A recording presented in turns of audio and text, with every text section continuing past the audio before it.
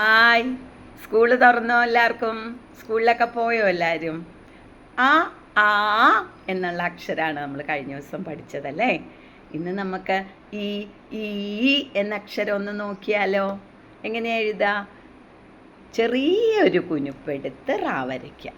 എന്നിട്ട് കൈയെടുക്കാതെ അതേ വലിപ്പത്തിൽ തന്നെ ഒരു റായും കൂടി വരച്ച് ആദ്യത്തെ റായുടെ അവിടം വരെ കൊണ്ടുവന്ന് തിരിച്ച് ഇപ്പുറത്തെ റായുടെ അവിടം വരെ കൊണ്ടുവരും.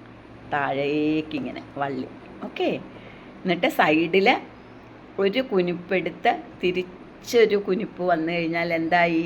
ഇങ്ങനെ നീട്ടി പുള്ളി ഇങ്ങനെ വന്നു കഴിഞ്ഞാൽ ഈ ഇത് മാത്രമാണെങ്കിൽ ഒരു രണ്ട് കുനിപ്പെടുത്ത് ഇങ്ങോട്ട് നീട്ടി വരച്ചാൽ ഇത് രണ്ടും കൂടി ചേരുമ്പോഴാണ് വരിക. ഈ കുനിപ്പില്ലെങ്കിലോ നമുക്ക് ഈയുടെ ഒരു ചെറിയൊരു പാട്ടും കൂടി നോക്കിയാലോ. ഈ എന്നക്ഷരമുണ്ടല്ലോ ഇണങ്ങിടാനായി നമ്മൾക്ക്, ഈ എന്നക്ഷരമുണ്ടല്ലോ ഇണങ്ങിടാനായി നമ്മൾക്ക്, ഇലയും ഇരയും ഇണയുമെല്ലാം ഈണത്തിൽ പറഞ്ഞിടാം, ഈണത്തിൽ പറഞ്ഞിടാം. ഈ വെച്ചിട്ട് എന്തൊക്കെയാ വാക്ക് പറഞ്ഞേ നമ്മൾ?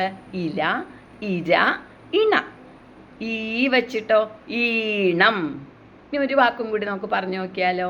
നമ്മൾ ദിവസവും കാണുന്നുണ്ട് ഒരു ഈച്ച. നമ്മുടെ വീട്ടിലെ ആഹാരത്തിലൊന്നും വന്നിരിക്കാണ്ട് നോക്കണം. ഈച്ച രോഗം പരത്തും കേട്ടോ. അപ്പം ഈച്ച നമ്മൾ വീട്ടിലേക്ക് അടുപ്പിക്കണ്ട, രോഗങ്ങൾ പരക്കും. അപ്പം ഈച്ച ഈണം, ഈണത്തിൽ പാടാന്ന്, നല്ല ഈണത്തിൽ. പിന്നെ ഇല നമുക്കറിയാം. ഇര എന്ന് പറഞ്ഞാൽ ആഹാരം. ഓക്കെ. ഇണ എന്ന് പറഞ്ഞാൽ കൂട്ട്. ഓക്കെ. Bye bye.